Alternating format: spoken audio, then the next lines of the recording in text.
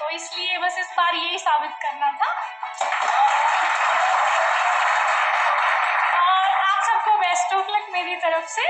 ऐसे ही हिंदी मीडियम का नाम हमें ऊपर लेके जाना है। जैसे कि दिव्या ने बताया कि सर का हाथ था और विवेक सर का हाथ था, हम सबकी इस सफलता में सर का सहयोग था। और मुझे लगता है कि मेहनत करके खूब और कॉन्फिडेंस के साथ अगर हम इन तीनों फेजेस को फेस करते हैं तो आराम से हो जाता है, चाहे हिंदी मीडियम को पढ़ना पड़ता नहीं। अब तो हम लोगों ने प्रूव भी कर दिया 2 साल से और आगे भी करेंगे। Thank you. जैसे मैंने बताया, मैंने 2020 में लास्ट अटेम्प्ट दिया था इससे पहले, तो उसमें मेरे बहुत कम स्कोर आया था। तो मैं मतलब लगभग 140-45 नंबर से मेंस में फेल हो गया था। तो मुझे लग गया था कि मेरे बस की बात नहीं है, तो मैंने छोड़ दिया था। फिर जब वैकेंसी ज़्यादा आई 2022 में, तो मुझे लगा कि नहीं,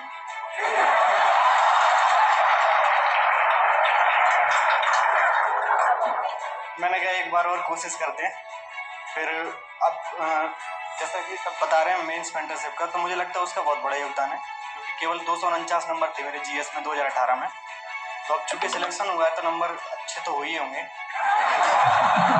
और शायद सर आपको पता नहीं होगा कि मेंस मेंटरशिप फॉलो करने वालों में क्योंकि मुझे कुछ समझ नहीं आता था उस समय, मेरे पास एक पेज के भी नोट्स नहीं थे, तो वो जो 41-42 डेली टेस्ट होते थे मैं बस वही लिखता रहता था। मैंने कहा इस बार तो होना नहीं है, 2023 में देखेंगे। तो मैंने वो सारे लिख दिए निस्वार्थ भाव से।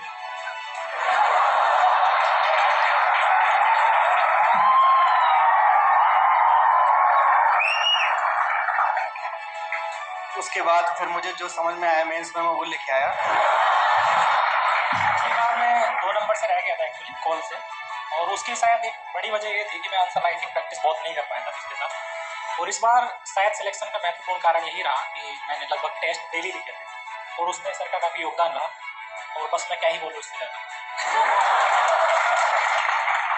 मेंटरशिप टीम, आईसीयू और इमरजेंसी